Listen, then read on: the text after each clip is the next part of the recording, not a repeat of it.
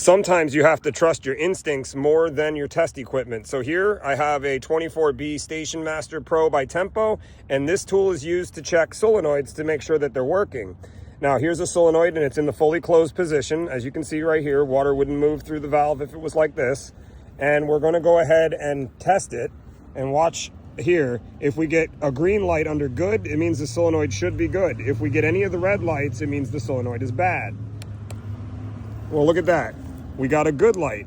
So the solenoid should be good, right? Wrong. The solenoid is still in the closed position. Water would not move through the valve in this position. So let me show you what I was looking for and why I took the solenoid out of the valve and why I didn't trust the tool and I'm trusting my intuition. Well, for one, when you activate this, because that is what we were doing here, you're activating the solenoid. If it was installed in the valve would have opened, but the valve didn't open. So that told me something was going on with the solenoid and I wanted to see it for myself. So the way that you would check that is while looking at the solenoid plunger. If you turn it on, the plunger should have went down. I'll show you what that looks like. Well, this was an interesting turn of events. Evidently, if you leave it connected long enough, it will show you its true self. I left it sitting like this while I went to go grab another solenoid to show you what this would look like with it connected to a good solenoid. And this is what I came back to. All right, let's connect the good solenoid so I can show you what that looks like. With the new solenoid connected, we can go ahead and do the same test and keep an eye on this part of the solenoid as I do it. All right, and look at that, it opened. We got a bright green light under good. I can hear it working.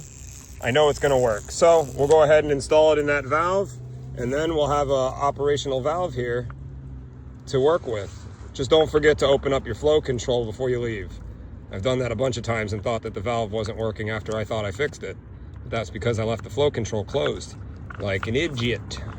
All right, now we got this installed. We can open up the flow control like I was just saying. And just to make sure the valve is operational hydraulically without needing to go all the way back to the controller, we can fire it up. And